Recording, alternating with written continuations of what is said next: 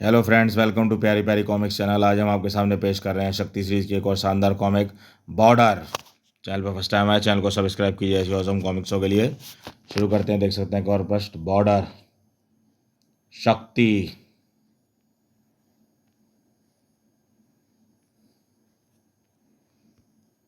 विशेष bulletin. मैं border से तान्या रवि जडेजा के साथ कुछ देर पहले दुश्मनों की तरफ से भीषण गोलाबारी के कारण बॉर्डर से सटे एक गांव सीमा पर इस निर्दोष किसान को 4 गोलियां लगी हैं। इसकी हालत गंभीर है। यहाँ कोई इलाज की व्यवस्था नहीं है। अस्पताल यहाँ से 20 मील दूर है। सीमा और बॉर्डर के आसपास सभी गांवों में ऐसी एक और नई कई केस हैं। धूल के कणों की तरह गोलियां उनके घरों पर आकर बरस रही हैं। औरतें विधवाएं हो रही हैं। क्या ये लोग ऐसी तड़प तड़प कर दम तोड़ते रहेंगे? आखिर इनका कसूर क्या है? लो देखो, ऐसे में सै सैनिक कमांड मुख्यालय द्वारा दिल्ली से डॉक्टर्स नर्सेज की टीम वहाँ भेजने की प्रार्थना की गई है। और जो डॉक्टर चीमा बॉर्डर पर जाने के इच्छुक हैं वो अपना हाथ उठाएं। कोई हाथ नहीं उठाता, यानी कोई नहीं जाना चाहता। वहाँ जाकर मौत से यारी कौन करेगा? तो फिर हम मेडिकल सुप्रिटेंडेंट को अपना फैसला सुनाते हैं। एक डॉक्टर को अपने फ़र्ज से ज़्यादा अपनी ज़िंदगी कैसे प्यारी हो सकती है? उफ़। इधर अनहोनी ने अपना पंजा फैला दिया था। टक काट काट। लिफ्ट के तार टूटने की तेज आवाज़ ने चंदा तक भी पहुंच चुकी थी, जबकि लिफ्ट के अंदर मौजूद प्रत्येक चेहरे पर जबरदस्त आतंक मचा हुआ था। ओहो गॉड, लिफ्ट इतनी तेज़ी से नीचे गिर रही है। ऊपर कुछ टूटने की तेज आवाज़ हुई है। लगता है लिफ्ट के तार टूट गए हैं। उफ़। हम तो बॉर्डर पर बरस रही मौत से बचने जा रहे थे। मौत तो यहाँ हमारा मुकद्दर बनने जा रही है। दुनिया की कोई ताकत इस लिफ्ट को और हमें टुकड़े टुकड़े होने से नहीं बचा सकती। तुम्हें बचा सकने की ताकत मौजूद है। शक्ति अपने फर्ज से पीछे नहीं हटेगी। ना तो लिफ्ट के टुकड़े होंगे, ना ही तुम्हारे, क्योंकि मैं लिफ्ट को वापस तारों से जोड़ दूंगी। लिफ्ट रुक गई, पर कैसे कैसे हमने जीवन की उम्मीद छोड़ दी थी। ये सचमुच चमत्कार ही था, क्योंकि मैं चेक करके आ रहा हूँ। इस वक्त कोई लिफ्ट का तार टूटा हुआ नहीं है, बल्कि पता नहीं लिफ्ट जिन तारों के साथ चलती थी वो एकदम से नए कैसे हो गए, जैसे उन्हें अभी लगाया हो। हाँ, उन्हें अभी लगाया गया है। अगर मैं ऐसा ना करती तो तुम लोगों को बचा पाना मुश्किल होता। मौत को इतना करीब मैंने पहले कभी नहीं देखा था। ये किसी चमत्कार से कम घटना नहीं थी। ये तो देवी है। इस घटना से मेरी आंखें खोल दी। मैं चीमा बचाने को तैयार हूँ। मैं सिर्फ ये बताने के लिए आई थी कि कहीं भी कैसा भी चमत्कार आप सब कर सकते हैं। चीमा बॉर्डर पर दम तोड़ते घायलों को बचाकर। मौत का क्या है, वो तो पाँव फिसल कर गिरने पर भी आ सकती है। एफिल टावर से गिरकर भी जान बच सकती है।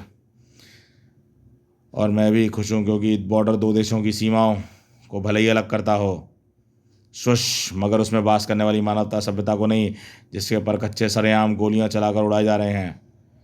गोलियां नहीं चलेंगी तो हमारा काम कैसे होगा? अभी तक हमारे हम सीमा पर जितनी छुटपुट गोलाबारी की है, उसका उद्देश्य भारतीय जवानों को सीमा बॉर्डर पर अलर्ट किए रखना था, ताकि उनका ध्यान उस दर्रे की तरफ ना जाए जहाँ से हमने अपने थोड़ी सी देर बाद तुम्हारे नेतृत्व में 2000 ट्रेंड एजेंटों को भारतीय सीमा में प्रवेश करवाना है। मैं तुमसे यही कहने जा रहा था खान, कि अब से ठीक 15 मिनट बाद सीमा बॉर्डर पर एक पुल को उड़ा जाने के साथ ही घमासान गोलाबारी होगी। सही समय होगा 22 किलोमीटर लंबा रास्ता पार करने का, तुम्हारा भारतीय सीमा में प्रवेश करने का। ओके जनरल बशीरा, मैं अपने 2000 एजेंटों को इस प्रशिक्षण बेस कैंप में चलने के लिए तैयार हूँ। Good luck Khan. जबकि इधर सीमा और उसके आसपास गांव में हवाई जहाज़ों की मदद चंद मिनट में डॉक्टर्स पहुंच चुके थे। अब घबराने की कोई बात नहीं। गोलियां लगी जरूर है, मगर कोई भी गोली ऐसी जगह नहीं लगी जहां जान का खतरा हो। हम गोलियां निकाल देंगे। डॉक्टर अतुल, ऑपरेशन की तैयारी करो। हम ऑपरेशन का लाइव टेलीकास्ट करेंगे। Okay sir. मगर ये चीना कहाँ गई? ओह, कहीं वो प्रार्थना के लिए मंदिर तो नहीं चली गई? वो पहले भी मंदिर जाने की जिद कर चुकी है। भगवान, मंदिर तो बॉर्डर पर है। मैं जाकर देखता हूँ माँ। बेवकूफ़ मत बनो संगम। दुश्मन की ओर से जहर की गोलियां चल रही हैं। अब सब कुछ भगवान के भरोसे छोड़ दो। नहीं, मुझे जाने दो। ठीक उसी वाले पूरा क्षेत्र गोलियों की कान फोड़ की आवाज़ से गूंज उठा। संगामा को रुकना पड़ा, मगर उसके नन्हे हृदय में गहरी शांति थी। हे माँ, मैंने मन्नत मांगी थी, अगर मेरे बाबा अच्छे हो गए तो मैं उसी वक्त तेरे दर्शन करने आऊँगी। डॉक्टर अंकल का कहना है कि मेरे बाबा ठीक हो जाएंगे, इसलिए मैं सबकी नज़रें बचाकर तेरे दर्शन करने चले आई। तू तो सारे जग की रक्षा करती है, तू जगजननी है माँ। क्या तू लड़ाई को ख़त्म नहीं करवा सकती माँ? जिस तरह बॉर्डर के इस ओर मंदिर और दूसरी ओर मस्जिद की एक छत बने हुए हैं, उसी तरह देश के लोगों के बीच से नफरत की दीवार तोड़कर यहाँ प्रेम व शांति की छतरी कायम कर सकती है। चीना को तो उस मासूम का प्रश्न का कौन जवाब देता, क्योंकि उसी वक्त उस धमाके ने उस पुल को उड़ा दिया।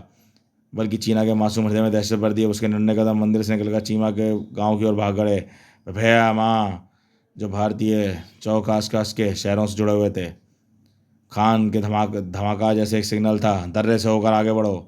उसी वक्त जनरल बशीरा के चेहरे पहन सकता थे। वी वी जो भी दिखाई पड़े उड़ा दो। एक फील्ड कमांडर मुश्ताक हूँ, दस्ते बम्बर से लेकर उड़ो, चिया बॉर्डर के आसपास के गाँव में भारी तबाही मचा दो। आकाश के लिए निशाना मिल गया है।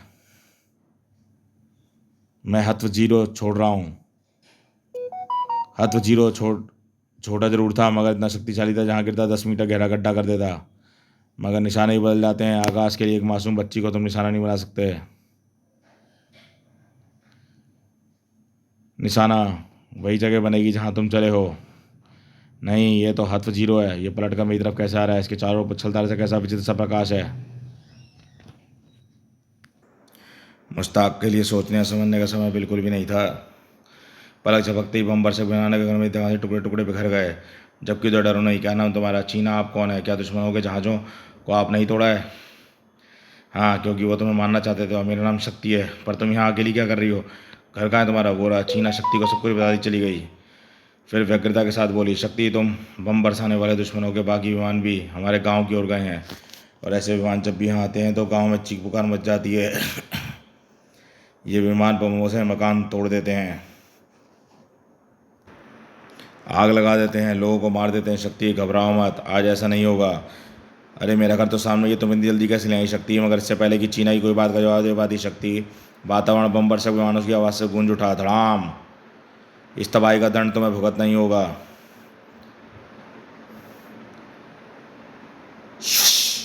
तुम्हारे बम वर्षक विमानों से गति लाख से सही, पर वो मेरी गति का मुकाबला नहीं कर सकती। अरे ये क्या, प्लेन उस तरफ क्यों नहीं जा रहा जिस तरह मैं उसे ले जाना चाहता हूँ? और ये सामने आते दूसरे फाइटर प्लेन की ओर बढ़ रहा है। सामने वाले प्लेन के पायलट के भी होश उड़ गए। कैप्टन जब्बार पागल हो गया क्या? प्लेन को कैसे उड़ा रहा है? मुझे अपना प्लेन उसके रास्ते से हटाना होगा। सामने वाला प्लेन अब का पायलट अपनी सोच को अंजाम दे सका, क्योंकि इस क्षण दोनों विमानों की जबरदस्त तेजी के टक्कर के साथ बिखर गए।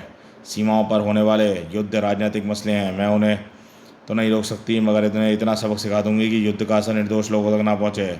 शक्ति वापस पहुंची। क्यों चीना, कैसी रही? वाह शक्ति, तुमने तो कमाल कर दिया। पर ये तुमने किया कैसे? तुम तो एकदम से रोशनी बनकर कहाँ चली जाती हो? इंसानियत के दिमाग पर छाया स्वार्थ का अंधेरा दूर करने। मुझे तेज रोशनी की ज़रूरत है। लैंप की रोशनी में ऑपरेशन ठीक से नहीं हो पा रहा। दरवाज़ा खोलो मम्मी, चीना आ गई। बमों के धमाके की ज़बरदस्त आवाज़ों से मेरी नियॉन लाइट्स भी टूट गई है। दरवाज़ा खोलते ही तुम ऑपरेशन करो डॉक्टर। प्रकाश की यहाँ कोई कमी नहीं रहेगी, क्योंकि शक्ति का दूसरा नाम प्रकाश है। अद्भुत। ये तो शक्ति है जिसने लिफ्ट में हमारी मदद की थी। उस तीव्र प्रकाश ने डॉक्टर की गोलियां निकालने में जरा भी देने लगी। Oh good success. जबकि इधर भारतीय चौकी से उड़े सीमा पे। हेलो पश्चिम वायु सैनिक कमांडर, मैं क्वाड्रन लीडर रवि पराशर बोल रहा हूँ। रिपोर्ट दो। सर, हमारी सीमा में घुसे दुश्मनों के जिन 3 फाइटर प्लेनों का पीछा करके ध्वस्त करने में MiG-28 के साथ उड़ा था, वो तो बड़े आश्चर्य ढंग से खुद ही डिस्ट्रॉय हो गए सर। उससे पहले कि मैंने प्लेनों को आसपास चमक सी देखी थी। क्या मेरे लिए क्या आदेश है? चाहे तो हम भी दुश्मन के निकटवर्ती गाँव पर बम वर्षा करके उसकी भाषा में जवाब दे सकते हैं, मगर हम ऐसा नहीं करेंगे। तुम वापस लौट जाओ। जनरल बशीरा का चेहरा आग की तरह तपलाता। हमारे फाइटर प्लेन लौटे नहीं, ना ही मुश्ताक के इमरजेंसी मैसेज भेजा है। लगता है हमारे लड़ाकू जहाज ध्वस्त हो चुके हैं और सभी पायलट मारे जा चुके हैं। हमारी मशीन गनें 3 मील तक मार कर सकती हैं। इनके मुंह भारतीय सीमा की तरफ खोल दो।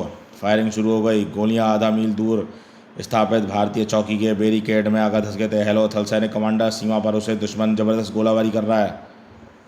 भारतीय थल सेना के कमांडर मुख्यालय में कमांडर प्रमुख मिस्टर अशोक पटकी के मस्तक पर गहरी चिंता दी। आखिर इस तरह के हमले का दुश्मन का उद्देश्य क्या होता है? इससे हमले से सीधे सैनिक को गश्त नुकसान पहुंचाते हैं, क्योंकि दूर मारक गोलियों के चलते गश्त संभव नहीं। यानी कि ऐसा कोई काम किया जा रहा है जिससे गश्त बाधा बनना ही है। कहीं इस बीच आतंकवादी दस्तों से तो सीमा में प्रवेश नहीं कराया जा रहा। अगर ऐसा होता तो उनकी इस खतरनाक चाल को असफल करना होगा। आतंकवादियों को निकासी के ऐसे सभी संभावित क्षेत्रों और सैनिकों को भाजना होगा। इसके अलावा मुझे वायु सैनिक कमांडर के प्रमुख एयर मार्शल से बात करनी होगी, ताकि वो आकाश मार्ग से इन आतंकवादियों को देखने व रोकने की चेष्टा करें। जबकि दुश्मनों की ओर से ताबड़तोड़ गोलियों में आसपास के मकानों में छलनी बना शुरू कर दिया। लोग जान बचाने के लिए घरों में बनी खंदकों में कूद पड़े। जो नहीं कूद पाए जिस्म की गोलियों से छलनी हो गए। गांव में हो रही तबाही शक्ति देख रही थी। इस गोलाबारी को रोकने के लिए मुझे उसी दिशा में जाना होगा जिस दिशा से गोलियां आ रही हैं। दुश्मन सैनिक उस रक्षा की पंक्ति टूटती चली गई। ओह ये क्या? उफ। शक्ति ने इकट्ठा कर लिया उन सारी गनों को। अब इन गनों को एक नया रूप देकर इनका पेट इसका पेट मैं गोलियों से खाली कर दूंगी। आहा, तर तर तर तर तर तर तर तर तर तर तर तर, हक्के बक्के रह गए सैनिक जिन्होंने शक्ति की चौकी में आते देख कभी नहीं देखा था और देख भी कैसे पाते। जब देखा तो धम्म, आहा, चींगों की आवाज़ से पूरी चौकी में हलचल मच गई। ये गोलियां तो हमारी चौकी में हमारे सैनिकों पर चल रही लगती हैं, और ये जोर का धमाका कैसा हुआ? इस गन में गोलियां ख़त्म हो गई हैं। आहा, ये तो एक औरत है। सिर्फ औरत नहीं, मैं तेरा काल हूँ, शक्ति हूँ मैं। तुमसे पूछने आई हूँ कि जिन लोगों के भूख पेट अन्न से भरने चाहिए उन्हें तू गोलियों से क्यों भर रहा है? आहा, हवा में शक्ति की तरफ कई उछले हथगोले, मगर सेफ्टी पिन निकालने के बाद इन्हें फटने के लिए जितना समय चाहिए उतने समय में तो हथगोलों से पृथ्वी के 10 चक्कर कटाना हूँ। मगर मैं इन्हें तुम्हारी कमीज़ों में रखूँगी। जबरदस्त धमाकों के साथ सैनिकों की चीथड़े उड़ गए। वरुम, हाँ, ये रॉकेट तेरे परखच्चे उड़ा देगा। शक्ति उड़ाएगा तो तब जब ये चलेगा। और अब इस रॉकेट को उठाकर अपने घर पर ले जाना। अरे ये किल हर, ओ टैंक। इससे पहले कि तुम गोला दागो मैं इसकी नली को बेल्ट कर दूंगी। इसके बाद दगे हुए गोले को बाहर निकालने की जगह नहीं मिलेगी, वो तो अंदर ही फट जाएगा।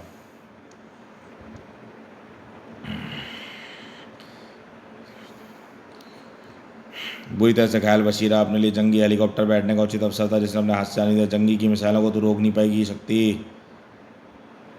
शक्ति ने जो तबाही बॉर्डर के आसपास जो गांव में बरसती देखी है उसकी सज़ा तुझे मिले वो कम है शैतान। अब शक्ति तेरी मिसाइलों का मुंह तेरी तरफ मोड़ देगी। अब तू बॉर्डर कभी पार नहीं कर पाएगा, ना जिंदा ना मुर्दा। लेकिन जनरल बशीरा ने मिसाइलों को चकमा दे दिया।